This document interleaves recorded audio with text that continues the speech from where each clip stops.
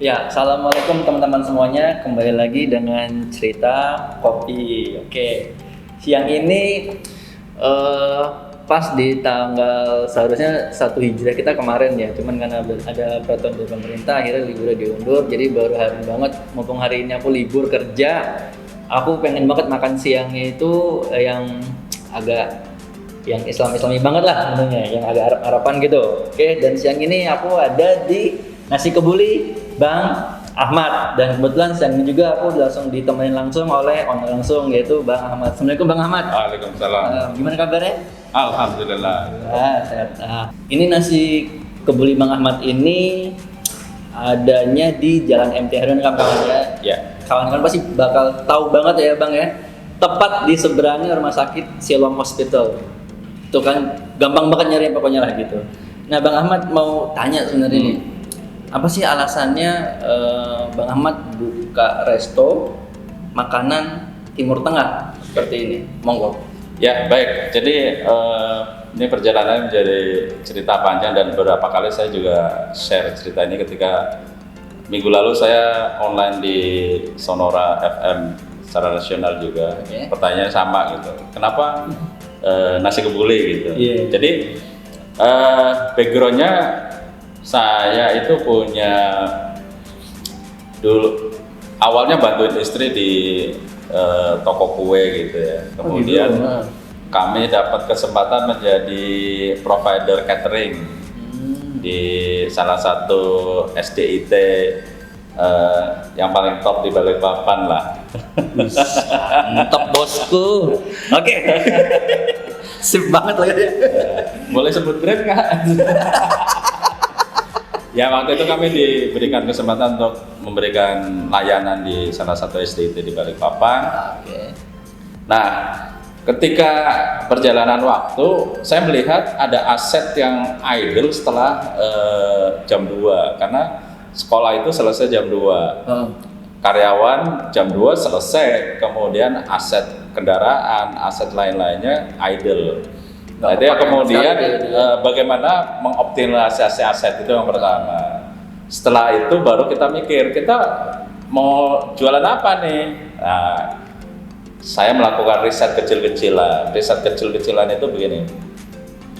2018 itu trendingnya waktu itu geprek-geprekan gitu ya, ayam geprek apa dan sebagainya. Semua digeprek aku pokoknya.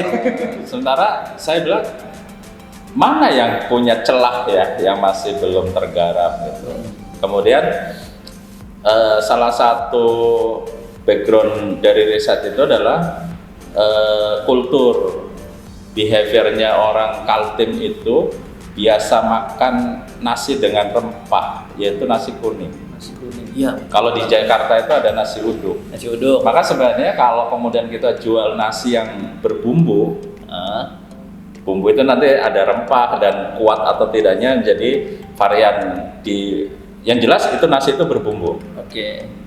Nah, kemudian mengerucutlah produk itu menjadi kenapa kita tidak jualan di nasi kebuli.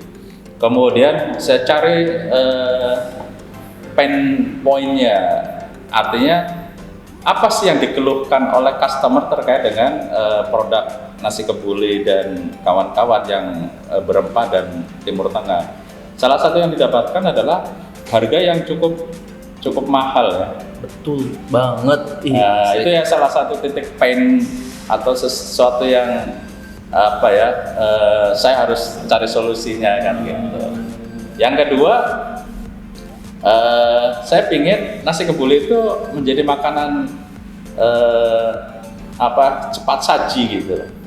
Oh ya. Selama ini kan kalau mau makan nasi kebuli nunggu momen istimewa, terus harus pesen dulu. Kayak saya ini makan nunggu 1 Hijriah baru nih pesen nasi begini.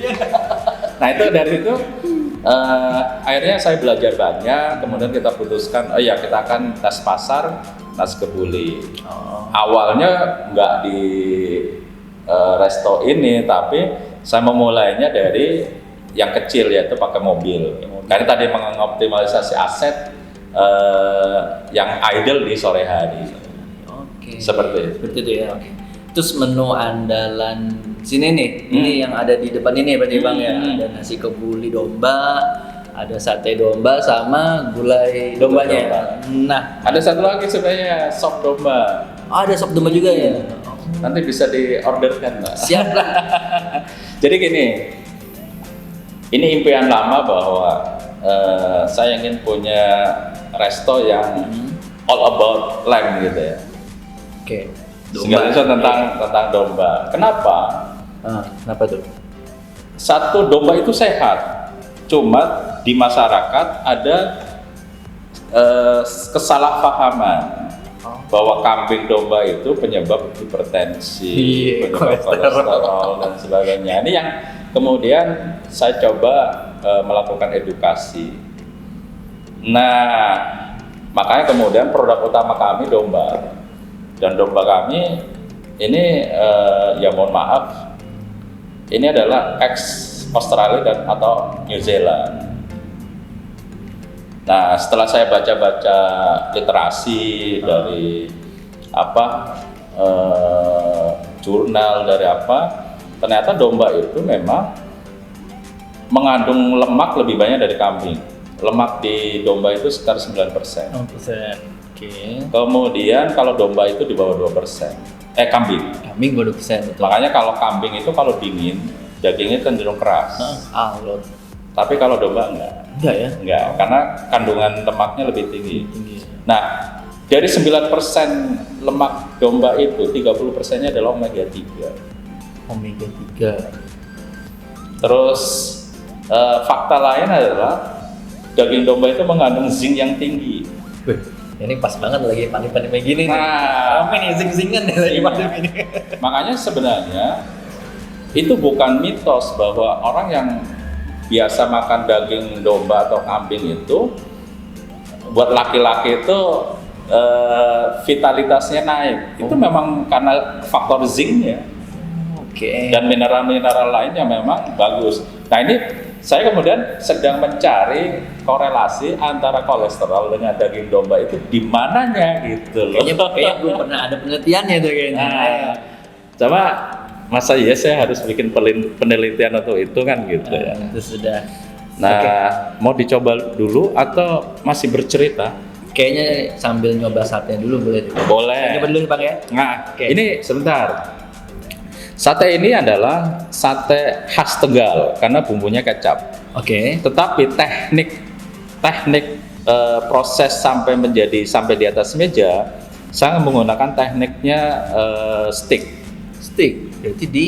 Jadi kita akan menikmati dagingnya lebih terasa dengan saus kecapnya. Kalau sate yang kebanyakan di masyarakat selama ini kita menikmati bumbunya dengan daging gitu loh. Jadi bukan daging makan daging dibumbuin. Dibumbuin ya. Jadi makan bumbu didagingin gitu. Nah, ini salah satu keistimewaan dari sate khas Tegal. Nah, terus sate ini kami menggunakan daging premium karena ini hanya daging paha yang kami pakai. Jadi bukan daging yang mana-mana. Bukan bagian yang lain-lain. Nah, ini nanti cara menikmatinya, ini ada sambal, kemudian sambal ini ini kan dengan kecap. Oke. Nanti minta tolong kecapnya kayaknya kurang nih. Nanti ditambahkan kecapnya. Nah, ini sensasi sambal kecap inilah yang kemudian menguatkan rasa dari Ini, Bang, kecap kecapnya, ini. Bang. Oh ya. Tambahin ya. Tambahin. Nah,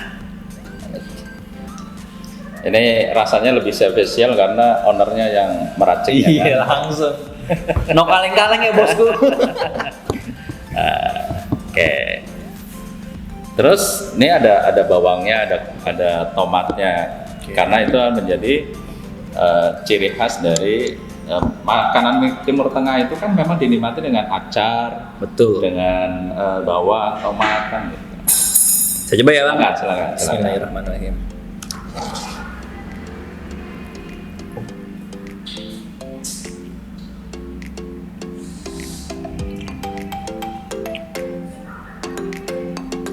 Mantap kok. Dan ini satu lagi, untuk satu porsi personal ini gramasinya adalah 100 gram. Jadi memang kami melakukan sampling secara berkala bahwa ini satu porsi itu 100 gram dan untuk satu porsi orang diet gitu. Orang diet. Orang diet Jadi itu orang diet cukup dengan satu porsi cukup karena ini 100 gram. Nanti kalau mau hitungan kalorinya ada di mana ya? Ada di postingan sosial media, saya sudah menghitung kalorinya. Jadi untuk orang diet ini aman banget, recommended banget buat lu pada yang lagi mau Sehat. diet. Sehat banget. Kalau diet karbo cukup dengan makan satu porsi cukup mengenyangkan dan sehat kan. Sehat banget ya. Nah, selebihnya konsultasi ke ahlinya lah. Nah, betul banget. Di sini lu tinggal datang aja, lu makan di sate pokoknya, oke? Gimana? Nagih, Bang. Terus nih, Bang. Gimana? Mau tanya.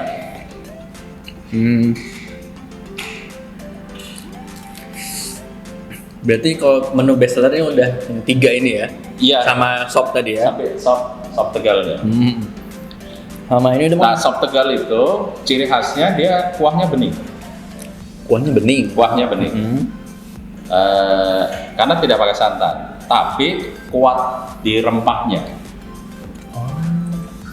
Kuat di rempahnya. Makanya meskipun bening, gurihnya itu sangat terasa. Dan itu juga ada domba, jadi memang spesial itu. Ini daging domba. Ntar gue bakal pesan banget nih sop dombanya. Mana Bang? Silakan dicobain juga gulainya. Nah, gulai. Ini Lanjut. gulainya. Nih Bang, kalau tadi kan sate ini kan ada kisah-kisahnya nih. Yang gulai gimana? Ada juga nggak? Kalau gulai secara ini umum saja di masyarakat kita, dan ini yang kemudian bisa jadi karena gulai itu kan menggunakan santan. Nah ini yang tidak selalu recommended untuk yang diet karena bisa jadi asumsi masyarakat bahwa kambing atau domba itu terkait dengan kolesterol bisa jadi dari santannya. Bukan dari dagingnya gitu loh. Jangan sampai salah ya po, kamu po. Tapi kalau kita mau bervariasi sensasi rasa Nusantara, gulai ini adalah Nusantara banget gitu loh. Oke. Berarti coba nih. Coba ya. Sip. Bismillahirrahmanirrahim.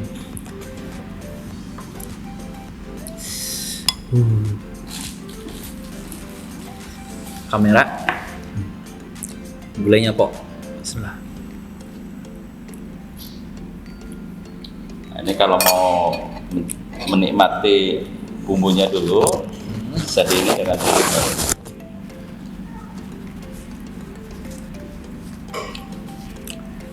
Nah, Kerasa banget rempah-rempahnya ya. Mantap banget gulainya po, sumpah. Mau makan tuh antara daging sama gulainya itu dapat pokoknya. Nggak nyesel lo makan di sini. Saranin banget sini dah.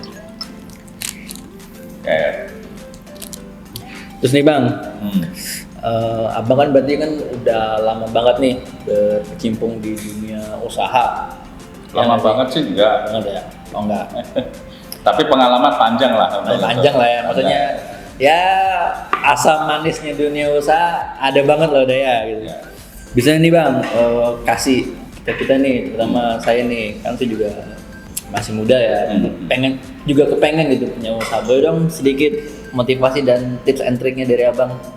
Jadi gini, kalau kita mau usaha, apapun produknya, kalau pendekatan dari marketingnya Seth Godin, ahli marketing mengatakan bahwa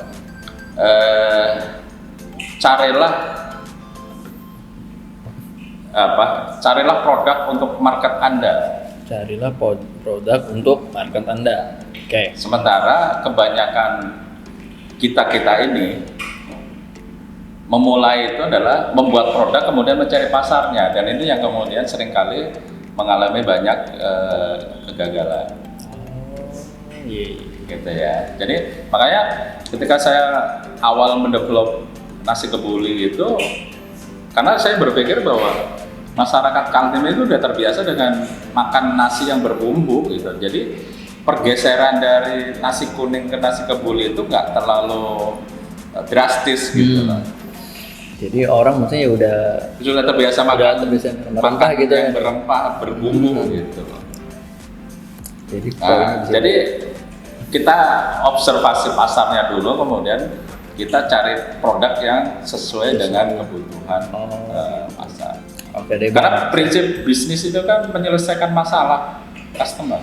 dengan solusi ya, bukan Kita menciptakan solusi untuk Iya. problemnya customer. Gitu loh. Siap deh Bang. Misalnya problemnya pengen makan nasi kebuli yang setiap hari ada, nggak perlu pesen jauh-jauh hari, harganya terjangkau, ya kami kemudian keluar dengan solusinya nasi kebuli Bang Ahmad. Bang Ahmad, iya betul banget dah. Oke Bang, thank you banget untuk Sama-sama. kesempatannya ketemu, ngicipin ini dan juga Belum nyobain nasi kebulinya kan? Oh iya belum banget dong. Jadi guys, mungkin kita sekarang nama closing aja Bang ya. Boleh, Jadi boleh. sekarang nama closing karena saya belum makan siang dan udah lapar banget. Saya ucapkan terima kasih teman-teman yang udah ngikutin aku untuk review hari ini. Terima kasih juga untuk Bang Ahmad ya Bang ya, udah mau bersedia nasi kebuli di review. Itu aja dari saya dan gue mau makan dulu bos. Assalamualaikum. Waalaikumsalam warahmatullahi wabarakatuh.